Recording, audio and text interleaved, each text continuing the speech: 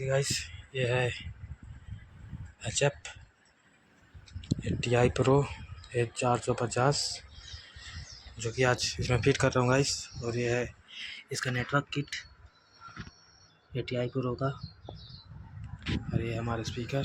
तो चलिए फिट करते हैं। बाकी सब कनेक्शन हो चुका है, फिर फिट करके आपको साउंड सुनाते हैं गाइस।